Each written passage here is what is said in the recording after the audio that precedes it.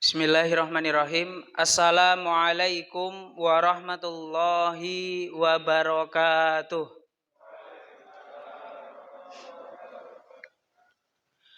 Alhamdulillahirabbil alamin. Ja'alal mu'minina ukhuwatan fiddin. Asyhadu an la ilaha illallah syahadatan bil yaqin wa asyhadu anna Muhammadan abduhu wa rasuluhu shadiqul wa'dil amin. Qala Allahu ta'ala fil Qur'anil Karim. A'udzu billahi minasyaitonir rajim. Bismillahirrahmanirrahim. Ya ayyuhalladzina amanu taqullaha haqqa tuqatih wa la tamutunna illa wa antum muslimun. Wa qala Allahu ta'ala fi ayatil ukhra. Ya ayyuhalladzina amanu kutiba alaikumusiyam kama kutiba alal ladzina min qablikum la'allakum tattaqun. Wa qala Rasulullah sallallahu alaihi wasallam fi hadithi asy-syarif, ittaqillaha haitsuma kunta wa atbi'i sayyi'atal hasanata tamhuha wa khaliqin nasa bi khuluqin hasanin amma ba'd. Ma'asyiral muslimin, jamaah kajian iftar rahimani wa rahimakumullah. Alhamdulillahirabbil alamin. Marilah kita senantiasa memanjatkan rasa syukur kita kepada Allah SWT, terutama pada kesempatan sore hari ini kita masih diberikan oleh Allah SWT banyak sekali kenikmatan, terutama nikmat iman, nikmat Islam, dan juga nikmat istiqomah, sehingga pada kesempatan sore hari ini kita semua bisa berkumpul dalam satu majelis yang luar biasa, berkumpul dalam satu tempat guna untuk membahas agama-agama Allah SWT. Selanjutnya selawat serta salam semoga senantiasa tercurahkan, terlimpahkan kepada uswah hasanah kita, kepada sauri tauladan kita, yaitu baginda Nabiullah Muhammad sallallahu alaihi wasallam, yang kita tunggu-tunggu, yang kita harap-harapkan, yang kita nanti-nantikan syafaatnya besok di yaumul qiyamah. Dan semoga bapak-bapak, ibu-ibu, dan seluruh kaum muslimin yang hadir dalam musola di sini pada sore hari ini, besok di hari kiamat termasuk umat Nabi Muhammad yang mendapatkan syafaat. Allahumma amin. Bapak-bapak, ibu-ibu, jamaah kajian iftar rahimani wa rahimakumullah. Alhamdulillahirabbil alamin, kita hari ini telah memasuki bulan yang sangat mulia, memasuki bulan yang penuh berkah, bulan yang dinanti-nanti, bulan yang ditunggu-tunggu oleh seluruh umat Islam yang ada di dunia, yaitu bulan suci Ramadan, yang mana alhamdulillah kita masih diberikan kesempatan untuk beribadah, diberikan umur yang panjang untuk bertemu di bulan yang sangat mulia ini. Bapak-bapak, ibu-ibu, jamaah kajian iftar rahimani wa rahimakumullah. Ketika kita menyebutkan bulan suci Ramadan, itu pasti akan ada lanjutannya, yaitu bulan yang paling mulia. Karena sesungguhnya jika saya tanya kepada bapak-bapak dan ibu-ibu, di dalam 1 tahun itu kan ada 12 bulan. Jika saya tanya, kira-kira bulan yang paling mulia, bulan yang paling luar biasa dalam 1 tahun itu bulan apa? Bulan Ramadan. Sepakat nggih bulan Ramadan? Sepakat, bulan Ramadan. Kemudian jika saya tanya kembali, Nabi dan juga Rasul itu jumlahnya ribuan. Akan tetapi umat Islam paling tidak itu bisa menghafal paling tidak minimal itu jumlahnya 25. Yang mana mungkin adik-adik TPA ataupun mungkin semasa kecil kita menghafalkan bervariasi. Kalau saya dulu menghafalkan 25 Nabi dan Rasul itu dengan nada, dengan nyanyian. Itu untuk mempermudah kita menghafal. Ada Adam, Idris. Kalau saya dulu nyanyinya seperti balonku ada 5, tapi dirubah liriknya. Balonku ada 5, lah ini diganti. Adam, Idris, Nuh, dan Hud, Soleh, Ibrahim, dan Lot, dan lain sebagainya. Sampai selesai. Jika saya tanya bapak-bapak dan ibu-ibu, dari 25 nabi yang wajib kita ketahui, siapakah nabi dan juga rasul yang paling mulia? Nabi dan juga rasul yang terbaik. Nabi siapa? Nabi Muhammad SAW. Kalau bulan yang terbaik itu bulan Ramadan, kalau nabi yang terbaik itu Nabi Muhammad SAW. Kemudian kalau saya tanya kembali, kalau tadi bulan itu kan 12 bulan, ada 1 bulan, bulan Ramadan. Kemudian jika saya tanya 1 tahun itu ada berapa hari Bapak Ibu? 365 hari.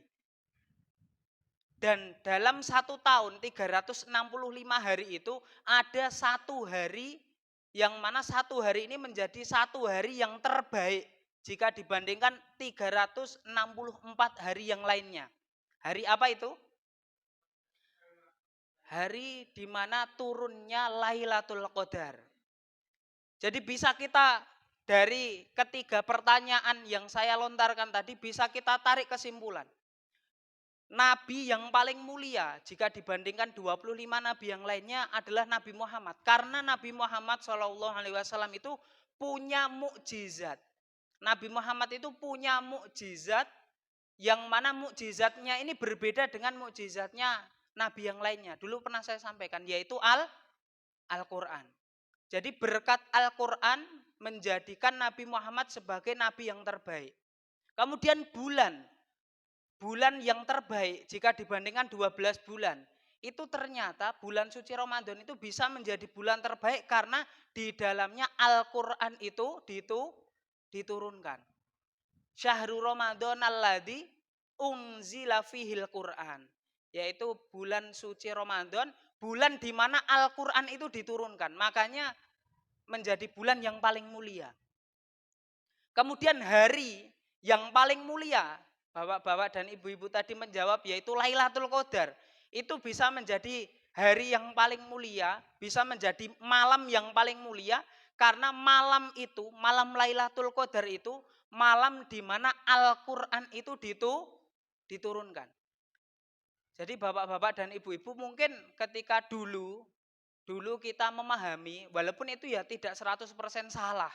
Juga ada pendapatnya, tapi pendapat yang paling kuat ketika kita masuk bulan Ramadan itu kan biasanya malam 17 itu diperingati hari apa?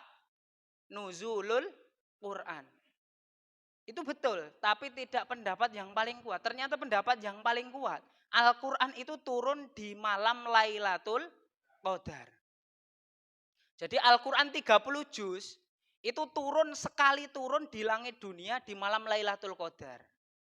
Makanya di malam Lailatul Qadar itu bapak-bapak dan ibu-ibu, itu kalau bisa kita memperbanyak ibadah. Tapi mungkin sering kita lupa nggih bapak-bapak dan ibu-ibu. Kalau di bulan Ramadan kita yakin, di bulan Ramadan kita insya Allah sudah paham. Kalau bulan Ramadan itu keutamaannya amal ibadah itu dilipat gandakan. Kalau bulan Ramadan kan dilipat gandakan. Kalau kita membaca Al-Quran Bapak Ibu, di hari lain selain bulan Ramadan, itu kan pahalanya 10. Kita membaca Alif Lam Mim, itu pahalanya tidak dikatakan Alif Lam Mim itu 1 huruf, walakin alifun harfun, lamun harfun, mimun harfun. Jadi Alif Lam Mim itu dibaca, dihitung menjadi 3 huruf. Kalau di hari biasa, selain bulan Ramadan, kita membaca Alif Lam Mim 3 huruf itu pahalanya 30. Itu kalau kita bulan biasa, bukan bulan Ramadan. Tapi kalau di bulan suci Ramadan, amal ibadah itu dilipat gandakan minimal 10 kali Bapak Ibu. Jadi kalau di bulan lain 10, kalau di bulan Ramadan dilipat gandakan lagi menjadi 10 kali. Berarti 1 huruf berapa? 100 pahala. 100 kali. Kita sudah paham mungkin keutamaan bulan Ramadan itu amal ibadah dilipat gandakan. Kemudian keutamaan bulan Ramadan apalagi Bapak-bapak dan Ibu-ibu? Amal dilipat gandakan. Terus apalagi keutamaan bulan Ramadan? Diampuni dosa-dosa yang telah lalu. Sebagaimana hadis yang sangat masyhur terutama di bulan Ramadan, akan banyak khotib, akan banyak mubalik, akan banyak penceramah yang menggunakan hadis ini. Kalau di siang hari dalilnya man soma ramadhana imanan wahtisaban ghufira lahu ma taqaddama min dambi. Kalau di siang hari seorang yang puasa man soma ramadhana, barang siapa yang berpuasa Ramadan imanan wahtisaban, dengan rasa iman. Jadi dia berpuasa itu tidak hanya ikut-ikutan, tapi meyakini betul, dia niatkan betul, dia persiapkan betul puasanya itu dengan maksimal. Wahtisaban, dan juga rasa ihsan. Ihsan itu selalu merasa diawasi. Jadi puasanya bukan hanya menahan lapar dan juga dahaga, tapi menahan juga hawa nafsu, menahan dari pembatal-pembatal puasa, menahan dari hal-hal yang bisa mengganggu kesempurnaan puasa.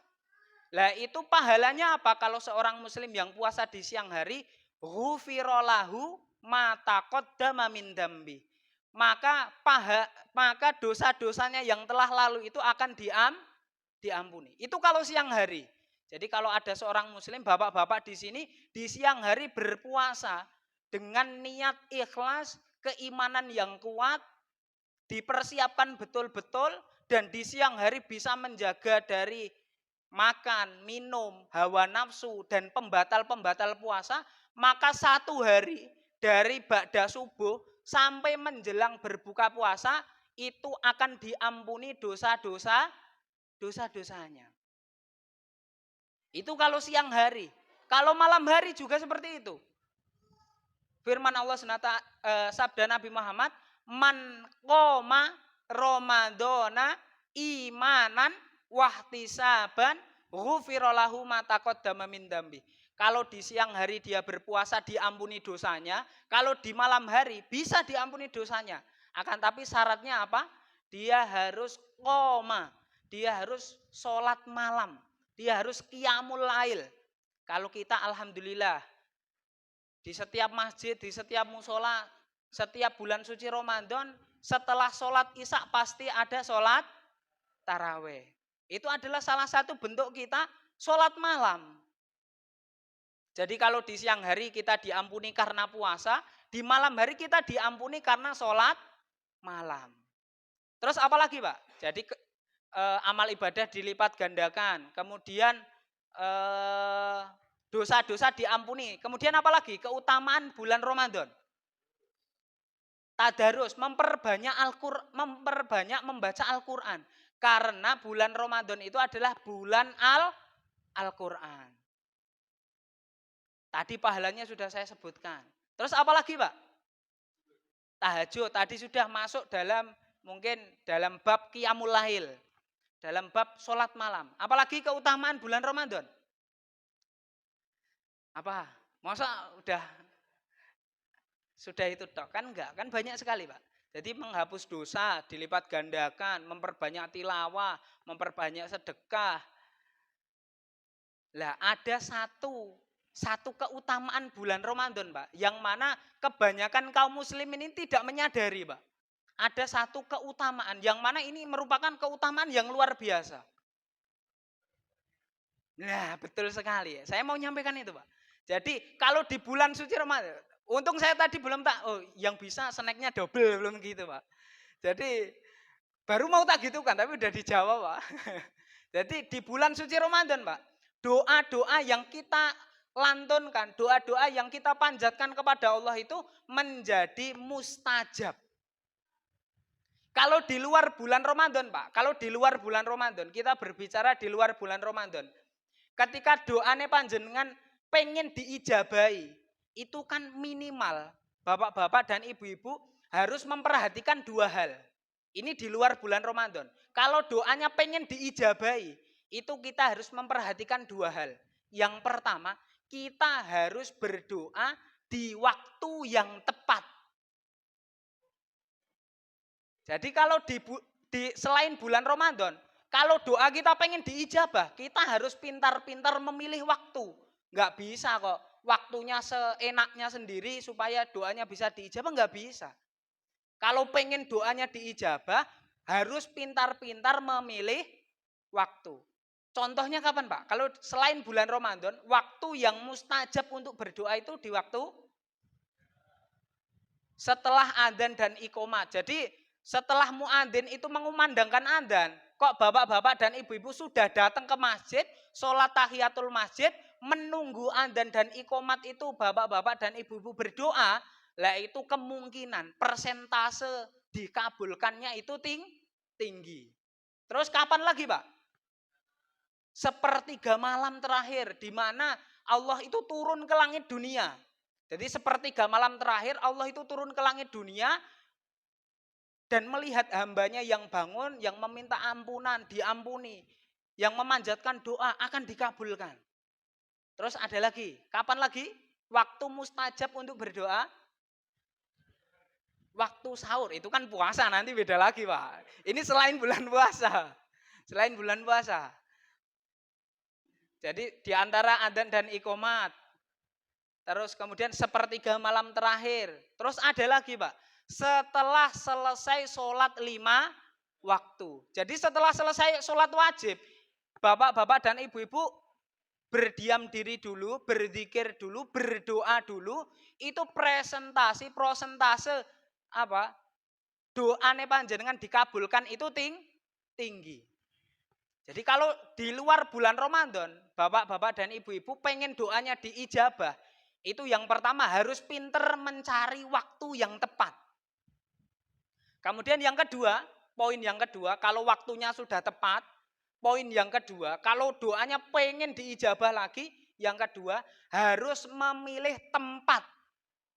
Waktunya sudah tepat, tapi tempatnya salah. Kira-kira diijabah atau enggak? Ya kemungkinannya kecil lah. Waktunya sudah tepat, sepertiga malam terakhir. Tapi berdoanya di dalam kamar mandi. Padahal di dalam kamar mandi kan tidak boleh. Wong berbicara aja nggak boleh, apalagi berdoa menyebut nama Allah itu kan nggak boleh. Waktunya sudah tepat, tapi tempatnya juga harus tepat. Kalau selain bulan Ramadan, tempat yang mustajab untuk berdoa di mana Pak? Ada yang tahu? Tempat yang kemungkinan dikabulkannya tinggi Pak. Di mana? Di mana Pak? Ya di masjid, karena kan setelah sholat 5 waktu kan di masjid. Nah, ya di masjid, yang pertama pasti di masjid.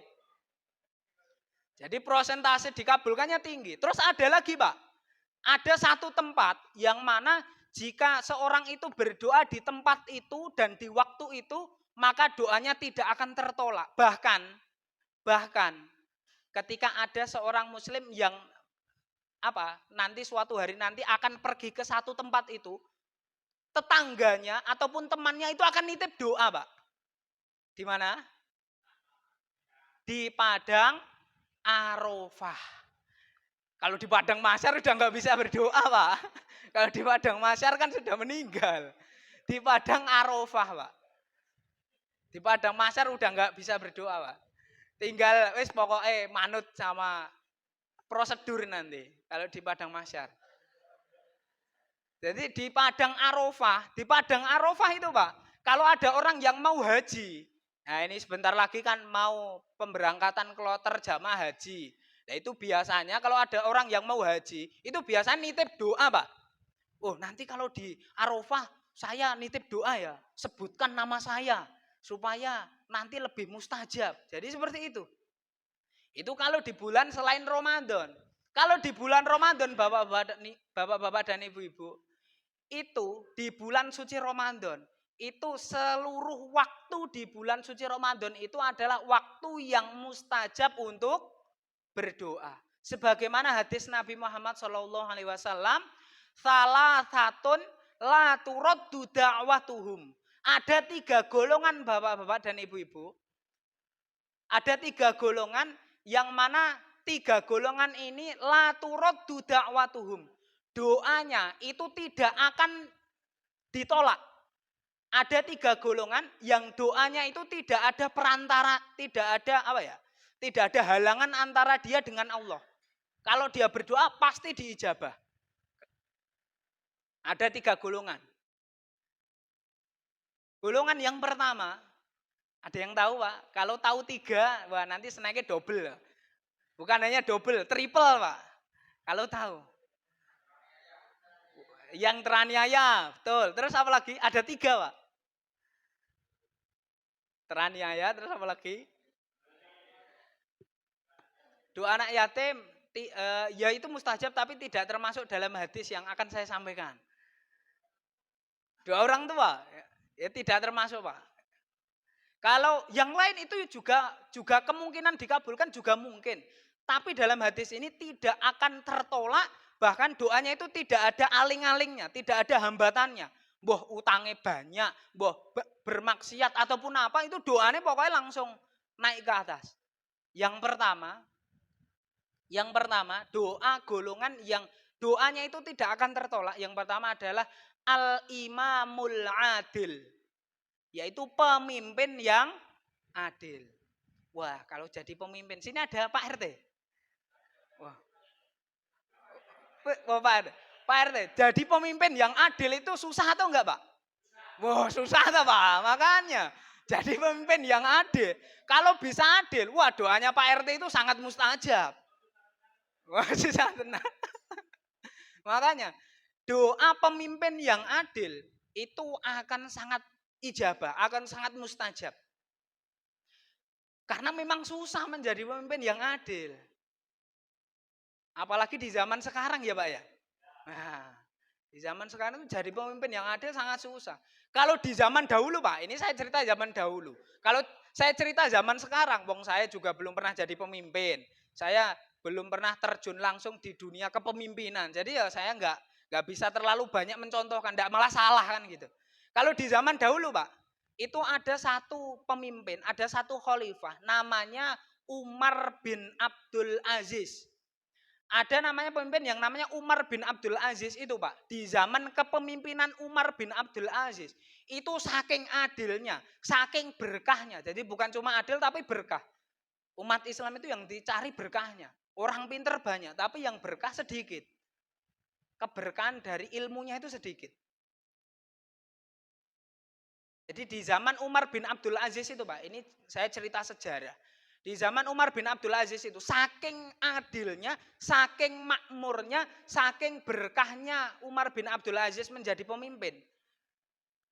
Itu yang merasa damai, yang merasa aman, yang merasa tentram, yang merasa rezekinya melimpah, tidak didolimi. Itu bukan hanya manusia Pak. Hewan pun juga merasakan. Jadi di zaman Umar bin Abdul Aziz itu Pak, disebutkan dalam satu riwayat. Itu seekor harimau, Pak. Seekor harimau, seekor singa. Seekor harimau, seekor singa. Itu makanannya apa, Pak? Makanannya kan daging. Kalau ada singa yang kelaparan, kok jenengan ada di situ, singane kelaparan, kira-kira ngejar jenengan atau enggak, Pak? Ya secara logika yuk dikejar lah. Wong wah iki ada mangsa empuk enggak bisa lari, ya lemu. Nah, kok di depan mata, ya pasti dicaplok kan gitu. Wah, lemu cantik. Nah, jadi kalau ibaratnya kan seperti itu. Lah itu di zaman Umar bin Abdul Aziz, saking adilnya, saking berkahnya, seekor singa, seekor harimau yang ada di hutan itu, Pak. Jikalau kita memasukkan tangan kita ke dalam mulut singa, jadi kalau singane nanti suruh mangap, tangan kita dimasukkan ke dalam mulut singa, itu singa itu udah nggak mau makan lagi, Pak. Udah nggak mau makan lagi, karena saking kenyang, saking perut singa itu kenyang. Seekor singa yang buas, wong kita jauh-jauh, maksudnya adu-aduan kita jaga jarak, wong di dalam apa? Di dalam kebun binatang aja kita jaga jarak.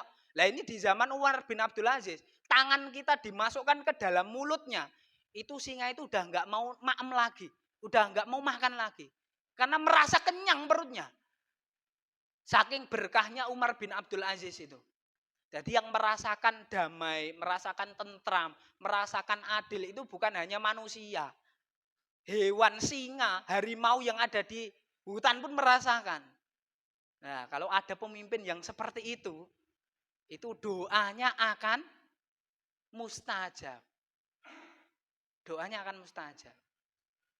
Jadi doa pemimpin yang adil itu adalah doa yang tidak ada penghalang antara dia dengan Allah. Wih, sudah maghrib, Pak? Belum ya, Pak? Adanya lebih 50 ini baru lebih 44 ya, Pak? Ya, Bapak-bapak, Ibu-ibu, masih ada 5 menit. Saya sampaikan cepat saja. Saya sampaikan cepat. Jadi yang pertama, doa yang tidak tertolak itu adalah doa imamul adil, doa pemimpin yang adil. Kemudian doa yang kedua yang tidak akan tertolak itu adalah doanya seorang asoimu hatta yuftiro. Doanya seorang yang berpuasa sampai dia berbuka puasa. Jadi kalau bapak-bapak dari pagi sampai sore itu berpuasa, lah itu doanya jenengan sangat ijabah. Apalagi di waktu-waktu genting seperti ini, di waktu-waktu yang paling berat. Kalau orang puasa itu waktu yang paling berat ya jam-jam segini, Pak. Konsentrasi itu udah berkurang, perut udah keroncongan, badan wis panas dingin, sudah melihat jam, kok ada tausiah kok enggak rampung-rampung lah. Itu pokoknya godaan yang paling besar. Nah, ini waktu yang mustajab untuk berdoa. As-shaimu hatta yuftira. Doa seorang yang puasa sampai dia berbuka itu adalah waktu yang ijabah untuk berdoa. Tidak ada penghalang antara dia dengan Allah. Kemudian doa yang terakhir yaitu adalah da'watul madlum, yaitu doa seorang muslim yang sedang didolimi. Kalau ada seorang muslim yang didolimi, yang dianiaya, kalau dia berdoa, itu doanya tidak ada aling-aling, tidak ada penghalang antara dia dengan Allah. Bapak-bapak, ibu-ibu, jamaah kajian iftar rahimani wa rahimakumullah. Kalau kita membahas tentang doa, pasti nanti ada banyak pertanyaan. Mas, Pak, saya itu sudah berdoa, pas bulan puasa saya sudah doa. Sepertiga malam saya sudah berdoa. Setiap ba'da sholat sudah berdoa, tapi kok doa saya belum ijabah. Pasti kan ada pertanyaan seperti itu. Ada atau enggak? Ada. Padang kita berdoa, tapi kok enggak diijabah, tidak diijabahi oleh Allah. Lah itu sebenarnya bagaimana? Lah itu nanti insya Allah akan kita sambung di pertemuan yang akan datang. Kalau saya masih ada kesempatan di sini akan saya sambung. Kenapa kok doa kita enggak kunjung diijabah? Bapak-bapak, ibu-ibu, jamaah kajian iftar rahimani wa rahimakumullah. Demikian tadi sedikit tausiah yang dapat saya sampaikan menjelang berbuka ini. Intinya di bulan Ramadan ini marilah kita memperbanyak ibadah kita, memperbanyak doa kita supaya Ramadan tahun ini bisa maksimal. Ramadan tahun ini kita diberikan istiqomah sampai akhir. Kita keluar dari bulan suci Ramadan dalam predikat, dalam keadaan bertakwa. Allahumma amin. Aku qouli hadza astaghfirullah li wa lakum wal akhir. Assalamualaikum warahmatullahi wabarakatuh.